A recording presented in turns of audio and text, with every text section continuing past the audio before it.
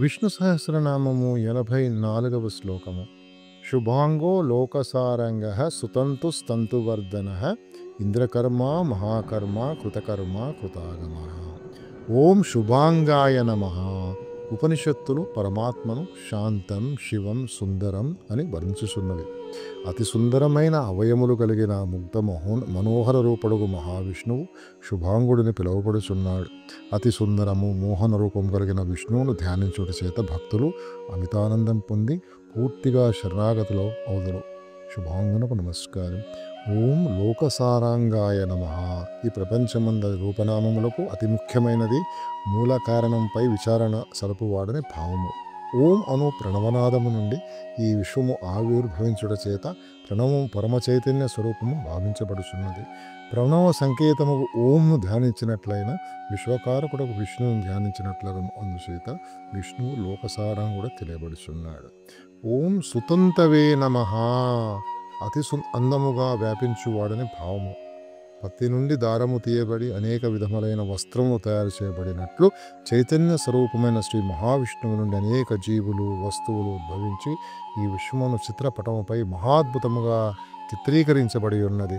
అన్ని రకముల వస్త్రములకు దారము వలె సృష్టి అందలి చరాచర వస్తు సముదాయమునకు మహావిష్ణువు భాతి. అందమైన మనులు దారమునకు గుచ్చబడినట్లు నేను ఈ వస్తు ప్రపంచమునకు దారము వలె ఉన్నాను అని శ్రీకృష్ణ పరమాత్మ గీత 2 అందు చెప్పి ఉన్నాడు. మత్త పరతరం నాణ్యత్ కించిదస్తి ధనంజయ మయి సర్వమిదం ప్రోతం సూత్రే మణిగణాయివ. పూసలందు సూత్రము వలె ఈ విశ్వమునకు సూత్రముగా ఉన్న విష్ణువు సుతంతు అని తెలియబడుచున్నాడు. సుతంతునకు నమస్కారం. ఓం తంతువర్ధనాయ నమః. వంశపారంపర్యతను కొనసాగించువాడని అర్థము. కుటుంబమందలి వ్యక్తులకు పుత్ర పౌత్రాభివృద్ధి కలిగించుటచే వంశములు కొనసాగుతున్నవి.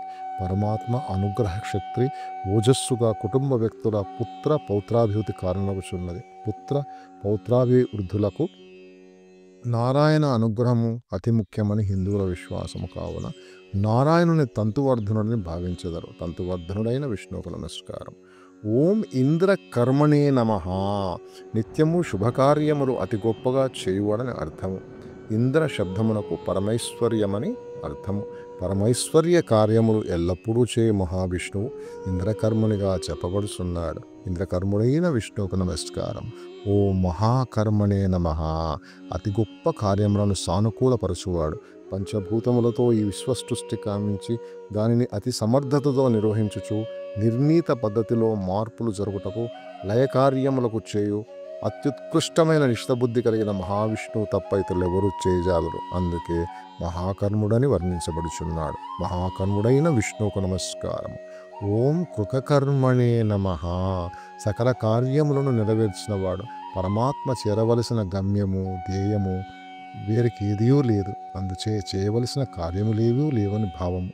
సాధించవలసినచో కార్యములు చేయవలసి ఉండును. సాధించుటకు ఏమీ లేకుండాచే పరమాత్మ ఇంకెట్టి కార్యములు చేయవలనది లేదని భావము. బ్రహ్మానంద స్వరూపము పరమాత్మ. అందుచే కృతకర్ముడని తెలియబడుచున్నాడు. కృతకర్ములకు నమస్కారం.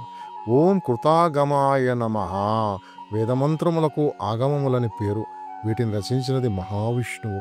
మహారుషులు దివ్యానుభూతి స్థితిలో ఉండినప్పుడు ఈ మంత్రములను తిరగలిగరి శరీరేంద్రియ మనోబుద్ధుల ధ్యాన లేక పరమాత్మ యందు పూర్తిగా చిత్తము లగనముప్పుడు భవించు స్థితిని దివ్యానుభూతి అందరు. అహంకారము పోయినా కానీ దివ్యానుభూతి కలగదు. దివ్యానుభూతి పొందిన స్థితిలో వేదమంత్రములు రచించిన నారాయణుని అలుపుట చేత కృతాగమనని నారాయణుడు చెప్పబడుచున్నాడు. కృతాగమనకు నమస్కారము. ఓం నమో భగవతే వాసుదేవ.